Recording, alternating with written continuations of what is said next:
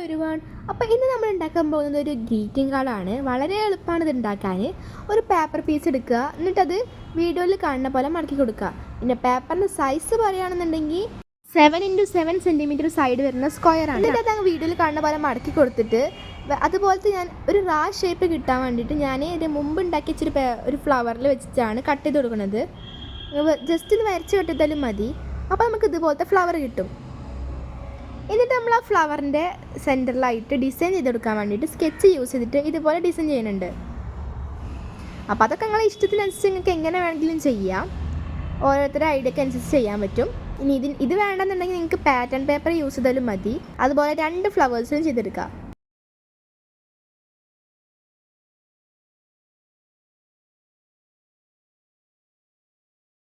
ഇനി നമുക്കിതിൻ്റെ ഒരു ഇതൾ കട്ട് ചെയ്ത് കളയാനുണ്ട്.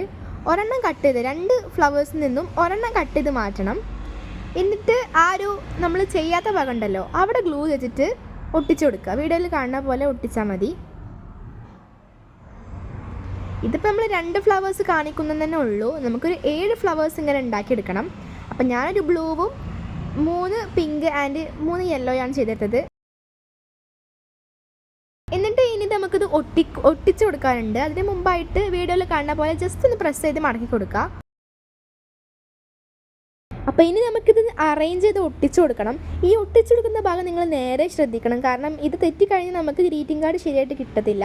അപ്പോൾ അതിനായിട്ട് ഞാൻ ആദ്യം തന്നെ ഒരു പിങ്ക് ഫ്ലവർ എടുത്തു. എന്നിട്ട് നമ്മൾ ഗ്ലൂ തേച്ച് കൊടുക്കേണ്ടത് അതിൻ്റെ 2 അറ്റത്തായിട്ടാണ്. 2 അറ്റത്തായിട്ട് ഗ്ലൂ തേച്ചിട്ട് 2 സൈഡിലും 2 ഫ്ലവേഴ്സ് ഒട്ടിച്ചു കൊടുക്കണം. അറിയുമ്പോൾ നിങ്ങൾക്ക് നേരെ മനസ്സിലാവുന്നുണ്ടാവില്ല.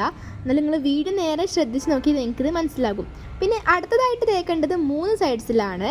എന്നിട്ട് നമ്മൾ സെൻറ്ററിൽ വെക്കാനുള്ള ഫ്ലവർ. അപ്പം ഞാൻ ബ്ലൂ എടുത്തത് സെൻറ്ററിൽ വെക്കാനായിട്ടാണ്. അപ്പം നിങ്ങൾ ഏത് ഫ്ലവറാണ് സെൻറ്ററിൽ വെക്കാൻ ഉദ്ദേശിക്കുന്നത് അത് വെച്ച് കൊടുക്കുക. പിന്നെ വീഡിയോയിൽ കാണുന്ന പോലെ 4 സൈഡ്സിലായിട്ട് ഗ്ലൂ തേക്കുക. എന്നിട്ട് ബാക്കി 2 ഫ്ലവേഴ്സ് ഒട്ടിക്കുക. പിന്നെ വീഡിയോയിൽ കാണുന്ന പോലെ 3 സൈഡ്സിലായിട്ട് ഗ്ലൂ വെച്ചിട്ട് ലാസ്റ്റ് ഫ്ലവറും കൊണ്ട് ഒട്ടിക്കുക. ഇനി അത് ഉണങ്ങാനായിട്ട് നമുക്ക് മാറ്റി വെക്കാം. ഇനി ഞാൻ എടുക്കുന്നത് ഒരു വൈറ്റ് A4 പേപ്പറാണ്. ഈ A4 പേപ്പറിൻ്റെ ഫുള്ള് നമുക്ക് ആവശ്യമില്ല. ഇതിൻ്റെ ഹാഫ് പോർഷന് മതി. ഞാൻ ആദ്യം വിചാരിച്ചു ഫുള്ള് വേണ്ടി വരുന്നു. പിന്നെ ഞാൻ ഉണ്ടാക്കിയ ഫ്ലവർ വെച്ച് നോക്കുമ്പോൾ സാറ്റിസ്ഫാക്ഷൻ കിട്ടുന്നില്ല. അപ്പോൾ ഞാൻ എൻ്റെ പകുതി എടുത്തു. എന്നിട്ട് അത് പകുതിയാക്കി മടക്കിയിട്ട് അതിൻ്റെ ഉള്ളിലാണ് നമ്മളെ ഫ്ലവർ ഒട്ടിച്ചു കൊടുക്കേണ്ടത്. ഫ്ലവർ ഒട്ടിക്കുമ്പോൾ നമ്മൾ ഒരു സൈഡിൽ മാത്രമേ ഗ്ലൂ അപ്ലൈ ചെയ്യാൻ പാടുള്ളൂ. ആ സെൻറ്റർ സൈഡിൽ മാത്രം അപ്ലൈ ചെയ്തിട്ട് മടക്കി കൊടുക്കുക. അതേപോലെ തന്നെ നേരെ ഓപ്പോസിറ്റ് സൈഡും ചെയ്ത് കൊടുക്കണം. ഇനി അത് ഡ്രൈ ആവാൻ വേണ്ടി മാറ്റിയേക്കാം.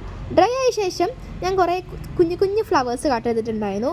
നമ്മൾ മറ്റേ അകത്ത് വെക്കാൻ വേണ്ടി എടുത്ത അതേ സെയിം കളേഴ്സിനുള്ള ഫ്ലവേഴ്സാണ് എടുത്തത്. ഫ്ലവേഴ്സ് മാത്രമല്ല ലീവ്സും എടുത്തിട്ടുണ്ടായിരുന്നു. എന്നിട്ട് അതിന് ഞാൻ അതേപോലെ ഡിസൈനൊക്കെ ചെയ്തിട്ട് വെറുതെ ഇങ്ങനെയൊക്കെ ഒട്ടിച്ചെടുക്കുക. എങ്ങനെയാണ് ഒട്ടിക്കേണ്ടതെന്നൊന്നും എൻ്റെ മനസ്സിലുണ്ടായിരുന്നില്ല. പിന്നെ ഒട്ടിച്ചു വന്നപ്പോൾ അങ്ങനെ ഒട്ടിച്ചു പോയി. അതേപോലെ ലീവ്സ് ഒട്ടിച്ചെടുക്കണം. പിന്നെ നമ്മളതിങ്ങനെ ബലൂണൊക്കെ ഉണ്ടാവില്ല, നൂലൊക്കെ ഉണ്ടാവുമല്ലോ, അതേപോലെ നൂല് പോലെ ഇങ്ങനെ വരച്ചെടുത്തിട്ടുണ്ടായിരുന്നു. എൻ്റെ വിചാരത്തിൻ്റെ പണിയൊക്കെ കഴിഞ്ഞു. എന്നിട്ട് എൻ്റെ ഫൈനൽ ലുക്ക് കാണിച്ചു തരാനാണ് ഞാൻ ഈ തുറന്ന് കാണിച്ചത്. അപ്പോഴാണ് നോക്കുമ്പോൾ കാണുന്നത് ലീഫ് വെച്ചിട്ടില്ലാന്ന്. പുറത്തൊക്കെ ലീഫ് വെച്ചിട്ടുണ്ടെന്ന് വെച്ചാൽ ഉള്ളിൽ ലീഫ് വെക്കാൻ മറന്നു. ഇപ്പം തോന്നുക ഞാൻ ലീഫ് വെക്കേണ്ടിയിരുന്നില്ല എന്ന്. കാരണം ലീഫ് വെച്ച് കഴിഞ്ഞപ്പോൾ എനിക്ക് വലിയൊരു രസം തോന്നിയില്ല. ഏതാ നിങ്ങൾക്ക് ഇഷ്ടപ്പെട്ടെന്ന് കമൻറ്റ് ചെയ്യാൻ മറക്കണ്ട. അതൊക്കെ പോട്ടെ, വീഡിയോ ഇഷ്ടപ്പെട്ട എന്തായാലും ലൈക്ക് ആൻഡ് സബ്സ്ക്രൈബ് ചെയ്യുക. പിന്നെ ഞങ്ങളുടെ അഭിപ്രായങ്ങൾ എന്തൊക്കെയാണെന്ന് കമൻ്റ് ആയിട്ടും കൂടി അറിയിക്കുക.